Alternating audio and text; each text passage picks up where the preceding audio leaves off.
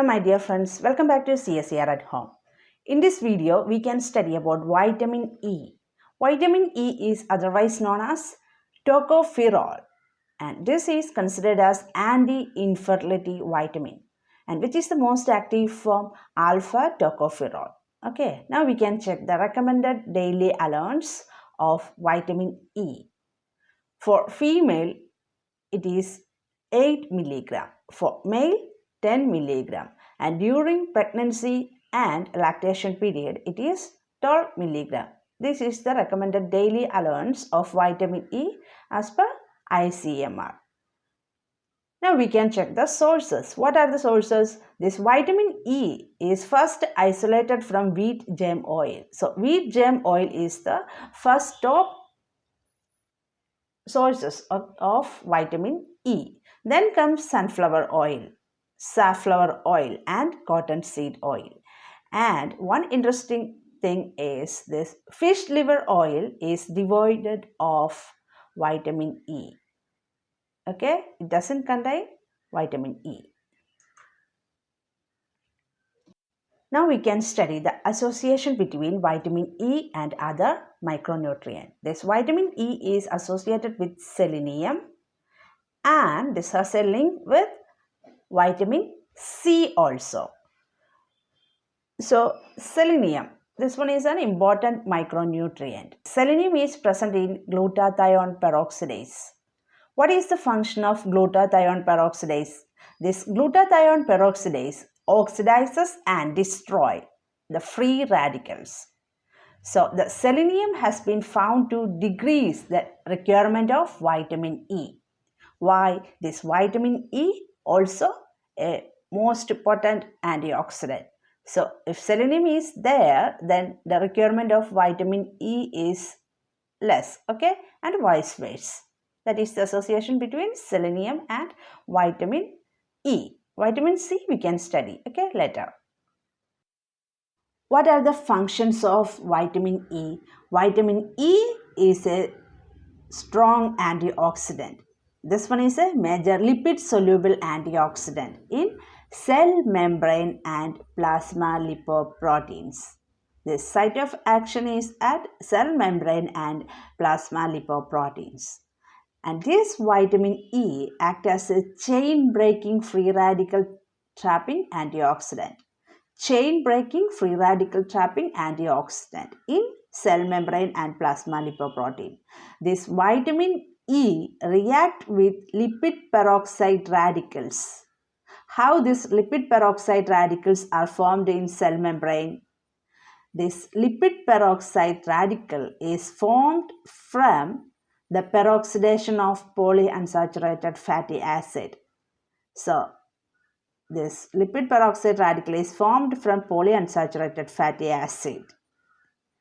Here, this vitamin E react with this lipid peroxide radicals.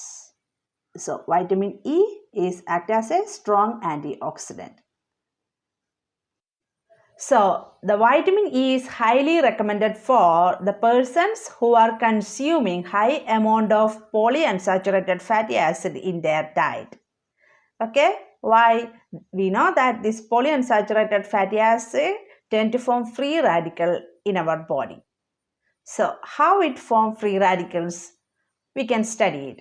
This polyunsaturated fatty acid converted into peroxy radical of polyunsaturated fatty acid. Then free radical chain reaction. Okay. So here this vitamin E is acting.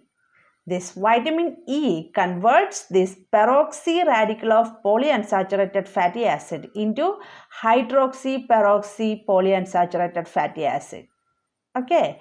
And during this reaction, the vitamin E, that is tocopherol, is converted into tocopheroxyl radical. Okay, this is unreactable.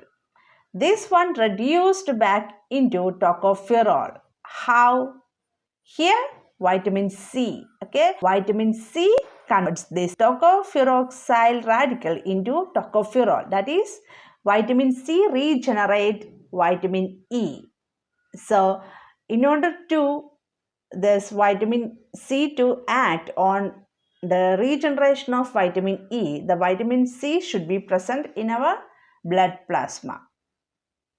Okay, and these reactions are taking place in cell membrane. Then this hydroxy peroxy polyunsaturated fatty acid moves into cytoplasm. Okay, and these reactions are taking place in cell membrane. Okay, vitamin E mainly act at cell membrane and plasma lipoproteins. And this hydroxy peroxy polyunsaturated fatty acid moves into cytoplasm, and where superoxide dismutase will act on further free radical chain reaction. What are the other functions? Vitamin E protect RBC from hemolysis, and vitamin E also boosts immune response. Then vitamin E reduce the risk of atherosclerosis. How? By reducing oxidation of low density lipoproteins. Vitamin E deficiency. The deficiency of vitamin E in human beings is unknown. This deficiency is only seen in persons who cannot absorb dietary fat. So this deficiency is associated with defective lipid absorption, that is fat malabsorption. And this deficiency is also seen in patients with severe cystic fibrosis and chronic liver diseases. No major disease states have been found to be associated with vitamin E deficiency. Why? Due to adequate levels in the average diet. So, the vitamin E deficiency is seen in persons who cannot absorb dietary fat and also in premature infants, that is, low birth weight babies. And also in mutations, the persons with mutation in their gene for tocopherol transfer protein. So, only these categories have vitamin E deficiency. And vitamin E deficiency causes neurological problems due to poor nerve conduction. And what are the diseases? These include neuromuscular problems such as spinocerebellar ataxia, retinopathy, and myopathies. This vitamin E deficiency can also cause anemia, that we have studied that the vitamin E is needed for the protection of plasma membrane and plasma lipoproteins. So vitamin E also protect the membrane of RBC. So if vitamin E is deficient, it will cause oxidative damage to red blood cells that lead to anemia. Hypervitaminosis of vitamin E, that is the toxicity of vitamin E. So if doses above 1000 international unit per day, okay, doses above 1000 international unit per day may cause tendency to hemorrhage. That is the only vitamin E toxicity, tendency to hemorrhage. So if you like this video, please like and subscribe. Thank you.